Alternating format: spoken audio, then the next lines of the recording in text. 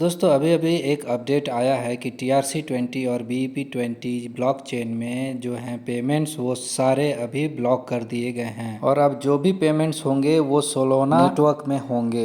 इसके लिए इस ट्रेजर NFT ऐप को अपडेट भी कर दिया गया है और इसमें जगह भी बना दी गई है रिसीविंग एड्रेस को अपडेट करने के लिए। इसके लिए सबसे पहले आप लॉगिन कर लें ट्रेजर NFT ऐप के अंदर। उसके बाद यहाँ नीचे एसेट वाले सेक्शन में आ जाएं। एसेट में आने के बाद यहाँ सेटिंग पर टच करें। तो दोस्तों यहाँ पर हमें ये वाली विंडो आ जाएगी। यहाँ पर दो तो ऑलरेडी हमने पहले से लगा ही रखे हैं BP20 TRC20 वाले। अब यहाँ सबसे नीचे हमें एक नया दिख रहा है, तो इसमें हमें सोलोना का एड्रेस पेस्ट करना है। उस बॉक्स में जैसे ही क्लिक करेंगे ये वाली बॉक्स हमारे सामने खुल करके आ जाएगी। अब हमें सोलोना का एड्रेस निकालना है, तो उसके लिए हमको जाना होगा ट्रस्ट ऐप पे। तो चलिए वहाँ चलते हैं। सोलोना USDT का एड्रेस निकालने के लिए सबसे पहले ट्रस्ट वॉलेट में सर्च में जाइए, फिर उस सर्च बॉक्स में टाइप कीजिए USDT कैपिटल लेटर्स में। अब इसी के नीचे देखिए यहाँ छोटा सा लिखा हुआ है ऑल नेटवर्क्स, तो उस पर टच करके हमें वहाँ पर लिखना होगा सोलोना। यहाँ आप आगे देख सकते हैं। तो यहाँ पर सबसे पहले हमने अपना वॉलेट खोला, वहाँ पर USDT टाइप किया। अब यहाँ नीचे ड्रॉप डाउन में हमने ऑल नेटवर्क पे टच किया और फिर से सोलोना लिखा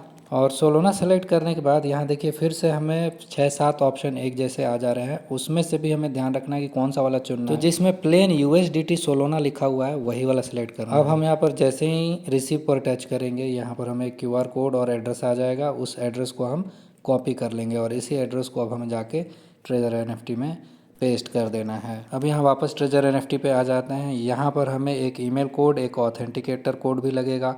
तो सबसे पहले हम गेट कोड करके अपने ईमेल पे कोड मंगा लेंगे और यहाँ पर एक ऑप्शन और पूछा जा रहा है लॉगिन पासवर्ड, तो लॉगिन पासवर्ड भी यहाँ भर देंगे हम। तो यहाँ पर हमने ऑलरेडी गेट कोड कर दिया था, तो हमारे ईमेल पर कोड आ गया है। उसको कॉपी करके वहाँ ट्रेजर NFT में पेस्ट कर देंगे। फिर यहाँ गूगल ऑथेंटिकेटर में आ जाएंगे। यहाँ पर भी हमें एक कोड मिलेगा, उस कोड को भी कॉपी करके ले जा करके ट्रेजर NFT में पेस्ट कर। तो अब यहाँ पर आपको अकाउंट पासवर्ड, ईमेल कोड और ऑथेंटिकेटर कोड 3 चीज़ें भरनी पड़ रही हैं। उसके बाद ये सक्सेस हो जा रहा है। फिर से आपको 72 आवर्स लगेंगे उसे एक्टिवेट होने में और फिर से विड्रॉल लगाने में 72 आवर्स। तो 72 + 72 इतने आवर्स आपको लग जाएंगे अभी विड्रॉल आने में। और ये मैं नहीं कह रहा हूँ कि विड्रॉल आएंगे, ये ऐसा कुछ नोटिस इन्होंने निकाला है, तो हमने वीडियो बना दी आपको अपडेट करने के लिए।